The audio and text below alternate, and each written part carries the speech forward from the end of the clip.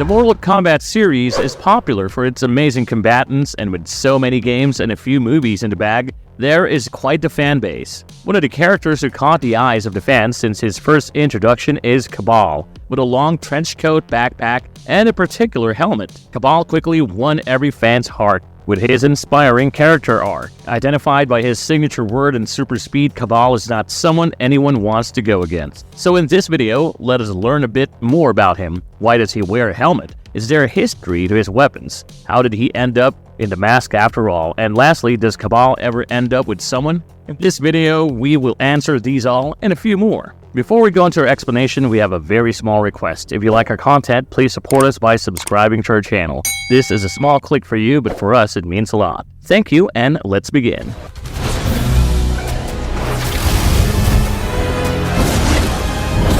Who is Kabal? What does he look like? Introduced in 1995's Mortal Kombat 3, Kabal's terrifying character design immediately piqued the interest of fans. With his jet black hair, two hook swords, and a scary-looking respiratory mask, Kabal's character design has been extremely recognizable throughout the game series. But who is he? Kabal is an extremely skilled combatant. He had been a part of the terrifying Black Dragon, a group of dangerously skilled mercenaries. Kabal is someone who could strike fear with his combat skills alone, and paired with his character design that was clearly inspired by the Tusken Raiders of Star Wars, John Tobias really drew up quite the character. If we look at his story in the original timeline, we see that he was one of the members of the Black Dragon. When Shao Kahn decided to take on Earthrealm by force, Kabal, one of the chosen warriors to fight against Shao Kahn, made an escape from him while he was stealing souls. However, his existence bothered Shao Kahn, and he sent an extermination squad to get rid of Kabal. The squad and Kabal faced off, and the fight ended with Kabal running off with his life. But at what cost? He ended up with terrible burns all over him.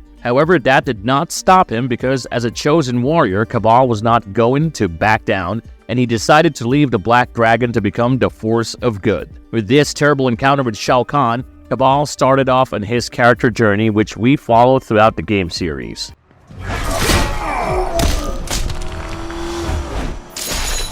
Why does Kabal need a mask, and why can't he breathe without his mask? Kabal is one of the longest running characters in the Mortal Kombat universe, often recognized for his signature weapons, hook swords, and his mask. Kabal is a fan favorite character. This cybernetic piece of gear is something the Black Dragon member is seen with whenever he is on the screen, and fans had a good time wondering how this character ended up with such a complicated machine. Well, when it comes to the origins of his mask, there are two different storylines. When we first meet Kabal, it is in Mortal Kombat 3 of 1995. There, Kabal's story is the one where he is a part of the Black Dragon along with Kano. He leaves the Black Dragon group and starts his hero arc. Raiden places Kabal as one of the defenders of Earthrealm after Shao Kahn's invasion. But as luck would have it, right after being placed as a defender, he had to face off against an extermination group of Khans. The fight that Kabal fought left him horribly disfigured, which led him wearing a mask to hide the scars. Mortal Kombat 2011, a lot of characters' origins change. One such character happened to be Kabal. In this storyline, after leaving the Black Dragon, Kabal joins the New York Police Department's riot control.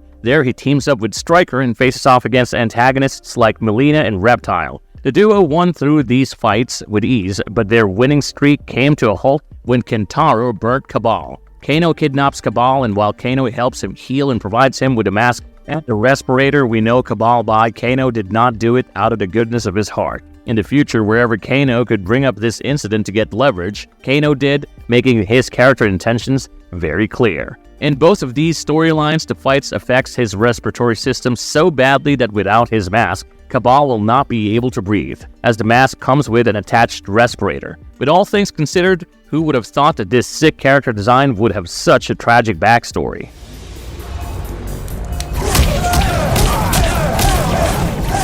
Kabal's need for speed. Does he use magic to run faster? Now, when we see a villain who has to use a mask to keep breathing, you genuinely expect him to have the powers that do not exert his breathing abilities, because that would seem to be overkill at that point. However, as luck would have it, for Kabal, the special power is super speed. His speed is high enough that it is often compared with the speed of the Flash from DC. Clearly, this is not a small thing, and we can conclude without a single shred of doubt in our head that Kabal is the fastest movie character in the whole Mortal Kombat universe owing to this. When we see him on screen and he uses this power of his, he moves in a blur. He uses this in a special move known as the Raging Flash. In this move, he moves forward to his opponents at a high speed, making them dizzy. But how did Kabal get this power? He did not share the same fate that Barry Allen did, but in a way, his fate was worse. In Mortal Kombat 11, we learned the reason for Kabal's power. As luck would have it, one point, Kabal spent a bit of time in Outworld. As we know, the atmosphere of Outworld is hostile, owing to how heavily magic-laden it is.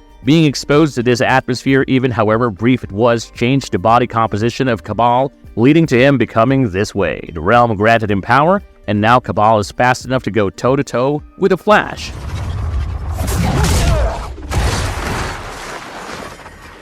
The history behind his signature weapon. The Fu Tao, that is, the twin hook sword, is an exotic weapon originating from China that we see in Mortal Kombat. There are only 2 characters in the whole roster of Mortal Kombat who use the hook swords. They are Mavado and Kabal. While one might think that the 2 characters are simply using 2 weapons that look the same, that is actually not the case. As it turns out, Mavado uses Kabal's hook swords, which he took from the latter after his victory over the latter. As we know, Kabal was a part of the Black Dragon. Black Dragon and the hook swords had a long-drawn history, and these swords became Kabal's staple weapons while he was a part of the Black Dragon. But in between the events of the Mortal Kombat trilogy and Mortal Kombat Deadly Alliance, Mavado had faced Kabal in battle, and once the Red Dragon member had defeated the Black Dragon member, he took the hook swords as a trophy. Right before Mortal Kombat Deception, Kabal got his hook swords back. We see both of them on screen using hook swords in Mortal Kombat Armageddon, so we can assume that finally, Mavado has invested in getting a set for himself. In the Armageddon arcade ending, Kabal's hook swords get wrapped up in blazes heat, turning them into blades of fury vengeance, which Kabal uses to defeat Mavado. By the end of their battle, Mavado performs harakiri to take his own life when he realized he was fighting a losing battle. While that is the history of the weapons in the games, the production team also had a trip with the weapons of Kabal. Initially, the plan was to use the Fu Tao for Baraka, but the idea got rejected right at the pre-production. Now, when the character of Kabal was made up, the team at Midway decided that this Black Dragon member deserved the Fu Tao.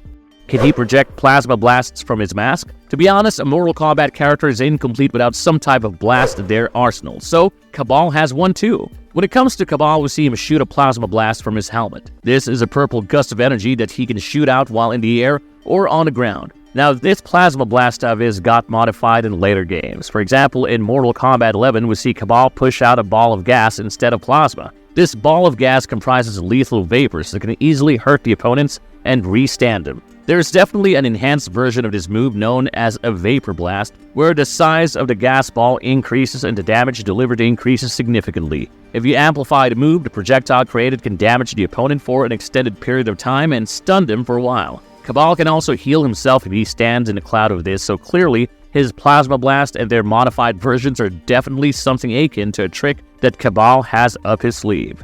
Does he have any love interest? Can he reproduce? So as far as the romantic interests of Kabal are concerned, Kabal is definitely not as lucky as Goro, who ended up with 7 wives. Kabal is not the most social, and we see him share a close bond with Stryker, which turns out to be completely platonic as they are a team. In the Mortal Kombat Defenders of the Realm series, we see Sonya express an interest towards Kabal, but it was only for 1 episode. However, despite all odds, we do see Kabal happy and married. In Mortal Kombat 11, we see Kabal married to Serena in the Tower ending. Serena, as we know, is a demon who was introduced in Mortal Kombat mythology Sub-Zero as a boss character. Even though she started off as a force of evil working directly under Quan Chi, he is now a force of good, and there could not have been a better partner for Kabal than her. In the Tower scene, we see that they are together with 2 kids, leading a lavish lifestyle which they totally deserve. Is he immortal? In the cinematic adaptation of Mortal Kombat, Kabal is Shang Tsung's associate, who used to previously work with Kano. We see Kabal play a very vital role in Kano's decision to lower the barrier, and as we know, this led to the Outworld attacking the temple. In the movie, Kabal is killed off by Jax Briggs and Liu Kang in the first counterattack of Earth's realm. To sum it up, he isn't exactly immortal. But that does not mean that Kabal is dead in the game universe. In the game universe, Kabal has a much more positive arc. In the games, Kabal is introduced as a hero who has worked hard and done his part to get out of Kano's Black Dragon. While it is true that as the games progress, at one point we see him go back and build the Black Dragon, however, that only lasted for a while, and soon enough Kabal was back to being the good guy. Given how different the portrayal of this character is, The fans were hoping that in the future, if there is a mention of the Black Dragon group in the movies, we would get to see Kabal's role in the Black Dragon and how he detached himself from Kano's elite group of mercenaries.